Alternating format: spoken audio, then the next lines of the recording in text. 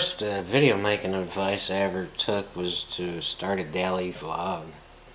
And what happens is eventually it catches up with you and you start producing shit.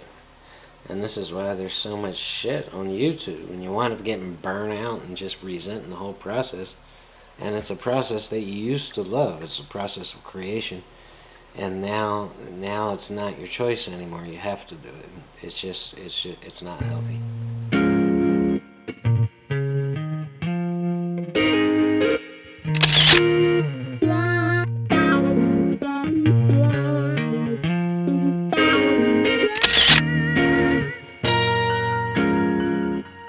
I started researching VidCON, and before that I didn't know much about it. I mean, I knew it was a convention of creators meeting their fans and stuff like that, but I had no idea of the phoniness and the shallowness involved with many of these creators, and most of them are just saying absolutely nothing, and it becomes this big, like, Hollywood type, fashion statement of I'm better than you.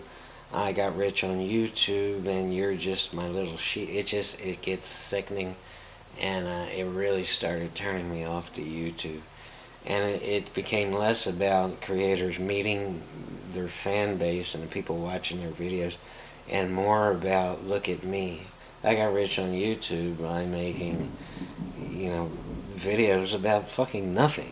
They're not helping the world. They're not doing anything. There's a complete separation and a class divide with what's going on at YouTube and a lot of social media, not just YouTube, where it's becoming, I'm the viewer and you're the creator, and I'm going to pay all this money to go to VidCon to buy your merchandise and to get tickets and to sit around in the lobby while you're sitting upstairs in your penthouse because you're so much better than me. That's not what this was supposed to be about. It was supposed to be about everyday people making videos that relate to their viewers and their fan base. And it's there's this divide going on. There's this separation, and it's not like that anymore at all. It's most of the creators are saying, hey, I'm king shit and I'm better than you, and I might come down and let you take my picture, but I can only stay for 5 minutes because I have to get in my Lambo and drive across the other side of town to get laid by some high-priced prostitute. I don't know if this is an American flamboyance thing or if it's global, but it's a sad state of our entire economy and our entire political system and our entire way of life. I'd love to say no one gives a shit about what these top creators say or do, but there's obviously a whole lot of 12-year-old kids who are highly influenced by these people and idolize everything they do and say when they're not really saying anything except look at how great I am. It's sad, it's sickening, and even if I could be a part of it, I wouldn't want to be. And if I somehow got through that fucking door and became this top creator, I'd be the first to speak out against these other creators who now think that they walk on water and they're better than everybody. And it's just sickening that the way they're acting.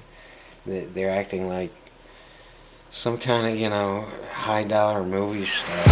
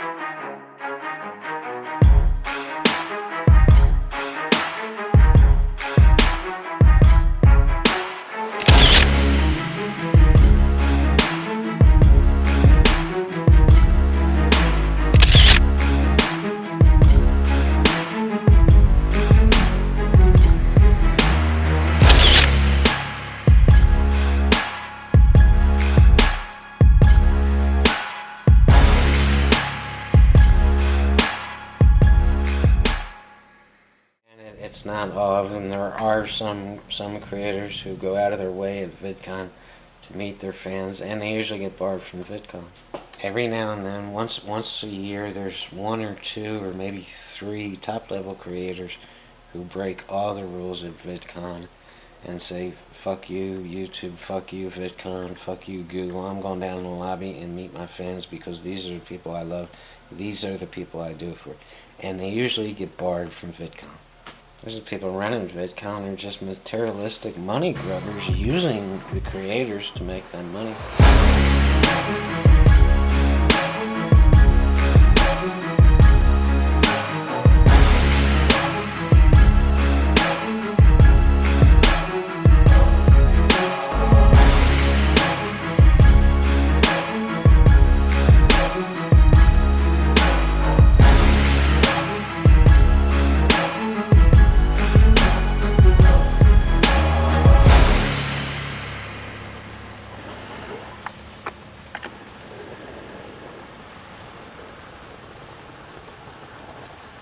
If the top 50 YouTube creators got together and worked on one project, they could literally change the world because they'd gain the attention of about half the human population on planet Earth. But they're doing nothing. They're sitting around jerking themselves and jerking each other off. They're saying and doing nothing. Vlogging is to art what disco was to music. It's nothing. Let's get all hyped up and happy and do a whole bunch of cocaine and make a 6-minute video. It's just a narcissistic group of assholes whacking off and misleading all these kids into thinking they'll be happy when they're pricks. So, I mean, if you came to watch this video because you want the truth, that's the truth. Whether you can handle it or not is not up to me. It's up to you. So just like any other media form, it's all about pleasing the advertisers. So the moment you say something in a video that pisses off the advertiser, they're going to punish you, man. I think it was PewdiePie, was Felix, who said VidCon is a reflection of not what YouTube is, but what YouTube wants it to be. Selling plastic Chinese items. You have to keep the advertisers happy. That's who controls the content, and that's who can punish you. They're going to suppress you, they're going to filter you, they're going to demonetize you. They're going to make it impossible for you to get ahead or for you to do for a living what you want to do. And if what you want to do is speak the truth and speak out against the greed of corporate America, you don't have a prayer, man. And Google is nothing more than just little slaves to the advertisers. If you talk about your Wall Street investments, your ugly neon green Lamborghini, the mansion that mommy bought you, drinking a margarita on some beach or some yacht, vacations, wearing your stupid little fashion, the high life. That's who they want on YouTube. And it's because it doesn't rock the boat. It pleases corporate America. Buy more of our shit. It's the secret. You'll shoot straight to the top because corporate America is going to love you. That's who they want to advertise on. They're going to tell YouTube to fucking monetize the hell out of you. What YouTube wants is advertiser-friendly creators so they can make more money. It's all about the money, folks. It has nothing to do with creation. You have to cater to corporate America.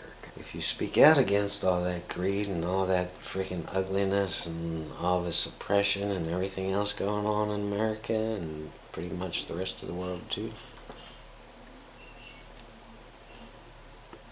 you're toast, man.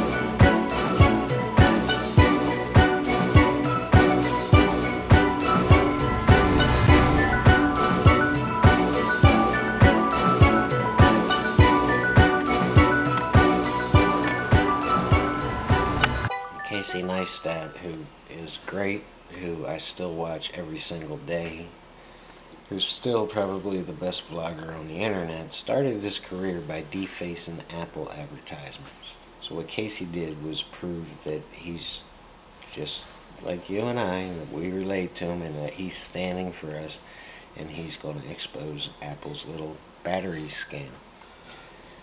So he went around and he spray painted Apple advertisements with stencils and exposing this scam. And everybody loved him. He proved he was one of us and he was standing for us and he's in our corner. So if you make that video today about any large retailer, anyone who advertises on the internet, you're going to lose your YouTube account, you're going to go to jail, and you're going to be lucky if that retailer doesn't sue your ass. All this proves that times have changed. There's no doubt about it. You cannot get away with doing something like that now. Okay? And in fact, the exact opposite is true today. What a lot of these big vloggers have done, these big video makers, is instead of exposing all these large retailer scams, they're now working for these companies, which in turn keeps the advertisers happy, and YouTube will make sure your account booms. Okay, that's how you do it. You have to work for the scammers. It used to be the exact opposite. And that's the tragedy, because they took that public trust and they're now working against the very public and for the large retailers. And they're trying to convince you that you need that $6,000 camera to make a good video, or that you need this expensive software or this fucking glorified selfie stick to make a good video. So the scammer continues to pay YouTube to advertise for him, and YouTube says, okay, this guy's working for the advertiser, so let's bump their channel up. The advertiser will be even more happy and will make more billions.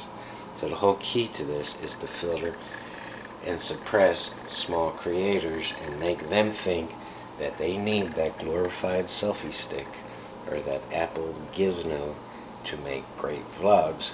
They go to the video maker that they trust, who built their public trust, and the viewer thinks, well, they wouldn't lie to me,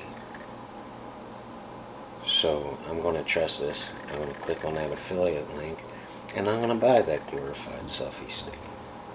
Okay, now YouTube sees this and says, okay, the advertiser's happy. The small creator who can't get any views, they fell for this scam. We're making more money because the advertiser keeps advertising. On YouTube, everything is great. Right? Well, now it's not great. Now this little vlogger with this little stupid selfie stick, this gimbal selfie stick, he's still making videos and he's still not getting any views. How come your videos are actually better than these top creators, but nobody's fucking watching it? How come you're not getting any views? And here's what you're doing wrong, man. Here's what you have to cop to. This is what it's all about. You have to sell that fucking stupid ass fucking selfie stick with the gimbal to your viewers. Once you do that, once they start buying it, now YouTube will let you in. But you're not really a vlogger anymore. You're just nothing but a cheap-ass lying salesman. And if you can live with that and you can sell, you know, shit to your viewers who advertise on YouTube, so be it. I can't do that. I can't lie to people for a living. I'm a video maker. I'm not a fucking salesman. Let's go back 10 years ago, and you had all these people with all these cameras walking around their houses, walking out in their gardens, going through their lives, making these videos, getting famous, and all doing the same thing by exposing little scams and telling the public the truth about what's going on in the retail world, okay? Just like Casey did. And they all got popular, and they all got famous, and now they have the public trust. So let's flash forward to today, and what are they doing with that public trust? They're scamming you.